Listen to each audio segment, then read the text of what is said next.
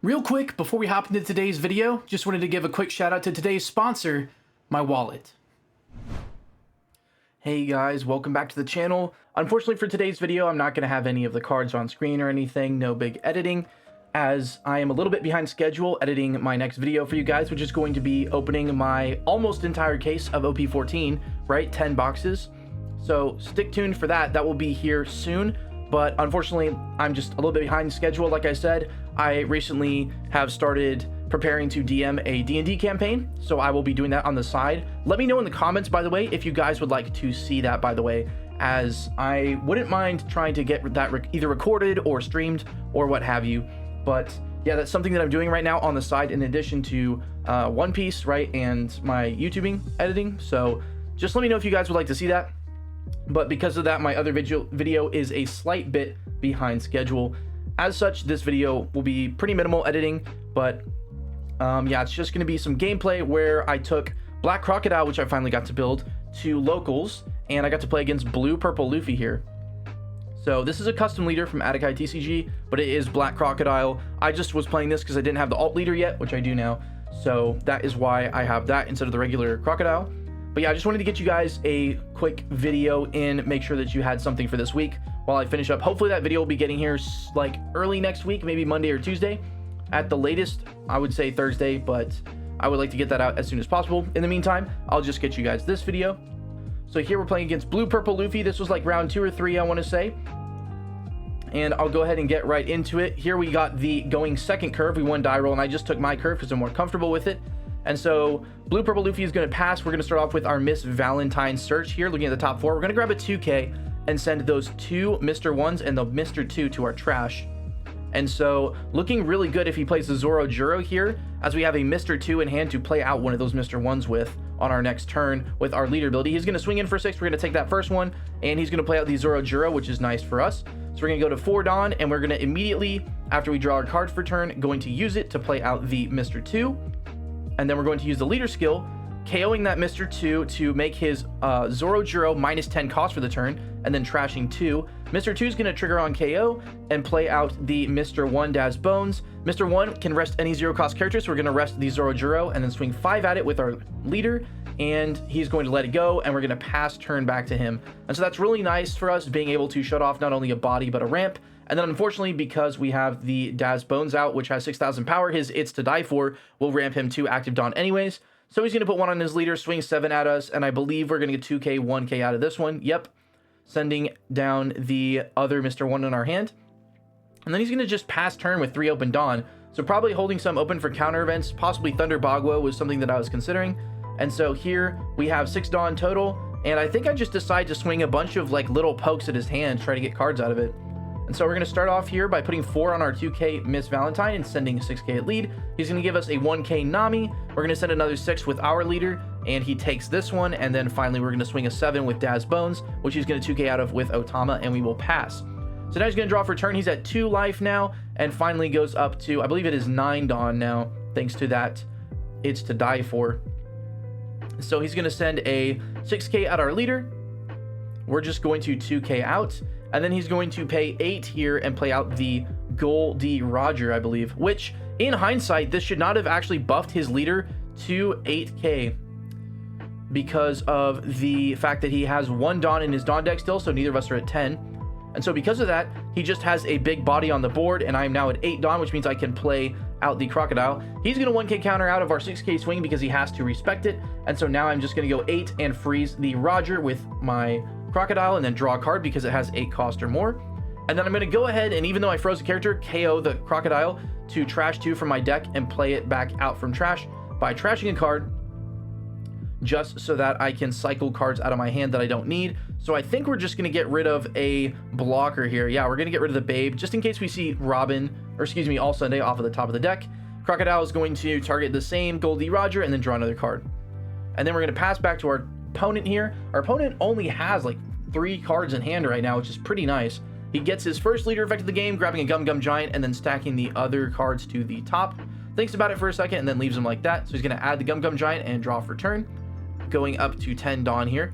And he's going to play out his Sanji, right, for 9, playing out the Mihawk and sending our Mr. 1 to the Shadow Realm at the bottom of our deck.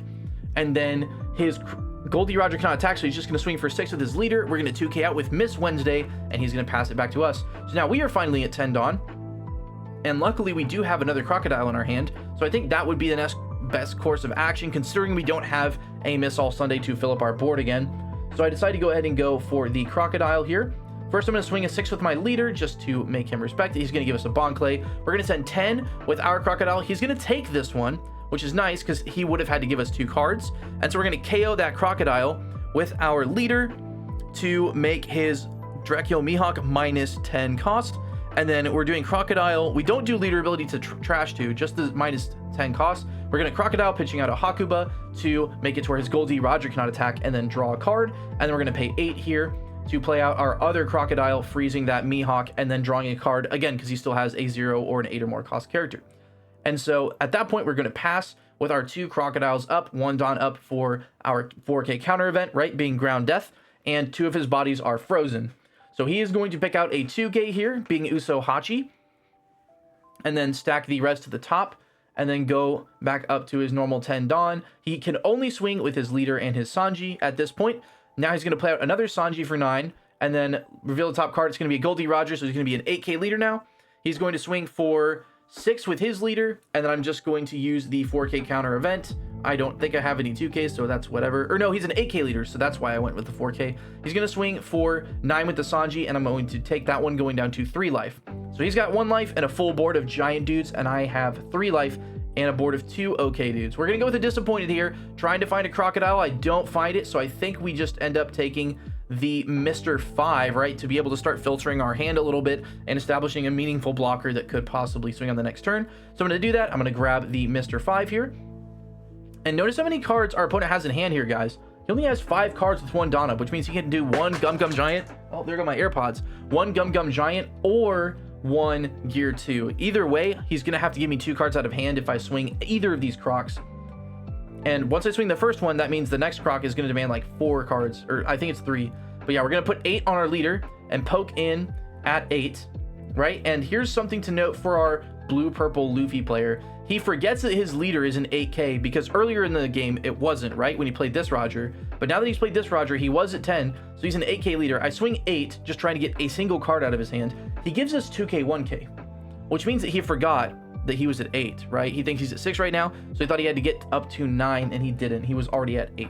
So he's gonna give us 2 cards. I'm like, oh, cool, this is great. Well, I'll send a Crocodile at you. He gives us a Gum Gum Giant, pitching out of another Roger and a 2K. And so we're like, okay, cool. Well, I'll send another 10 at you. We'll see what happens. And he's gonna take this one, going down to 0 life with only 3 cards in hand. I'm like, all right, cool. I'm not gonna swing my Miss Valentine. I'm gonna KO this to make the Sanji a 0 cost, right? Potentially being able to find a Haute Couture Patchwork off of a draw. And then we will do Crocodile, pitching out of that Mr. 1 in hand to draw, and we just draw into another 1K counter. That's whatever. And then we're going to go 5 here to play out the Mr. 5 gem and draw 2 trash 1 because now he has a Sanji, which is the 0 cost. The Crocodile that comes back in is going to freeze one of those Goldie Rogers, right? We don't want one of those 10K swings. And then he's going to draw 2. We do not find Haute Couture, but we do find a Ground Death, and we're going to pitch out of a Mr. 2 Bon Clay. And so he's going to start off with his leader ability here, leading to the top 5 once again. Even though he draws 2 cards, we've been able to get like 2 to 3 cards out of his hand every turn, so he's actually kind of gone down in hand size over the course of the game. So he's going to grab another Gum Gum Giant and then draw for turn, probably grabbing a 2K here or possibly another counter event. He's going to red rock one of our Crocodiles, which is scary, right? Because we lose a lot of our attacking power. And now look at this, guys. He's got 1 Roger that can't attack. Other than that, he's got his leader with 4 Dawn up and a full board of 9K characters with 1 Roger being at 10K. So he's going to start off with a 7K at lead here, and I think we should give him a 2K, 1K. I'm looking at his trash right now to see how many counters he has in hand, to try and figure out if I want to go to like basically nothing in hand to try and save my life here. But I think this next turn is coming down to the wire. I probably won't survive another cycle of this many characters on the board. So I'm going to discard a Hakuba and a 2K to get to 8. He's going to send 9 at me with Mihawk, and I'm going to take this first one and trigger it out. It's a Haute Couture Patchwork to draw 2 and pitch 1. So we're going to draw 2 and then pitch out of a Miss Valentine Searcher, it looks like. Or Mr. 5 gem, but same thing, a 1K counter. He's going to go with another 9 here, and this one we are going to use 1 to use Ground Death, and then also pitch another 1K, which is going to be that Miss Valentine Searcher, getting to 10. He's going to go in for 9 here with Sanji.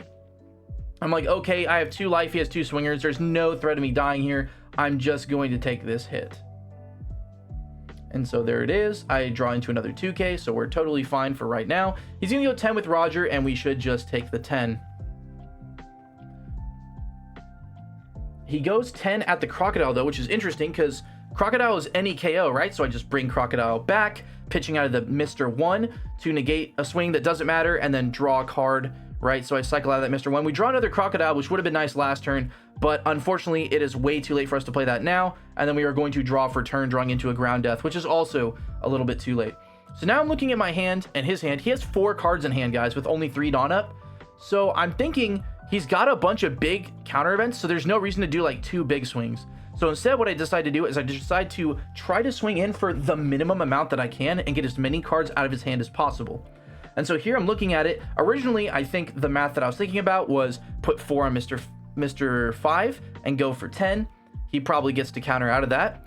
And then I could go for 5 on leader, swing for 10 again at lead, and then put the last one on Croc and swing for 11. But here I think I decide to just try and swing as many 6s as I can and then load up on Crocodile, the big one, and go in here.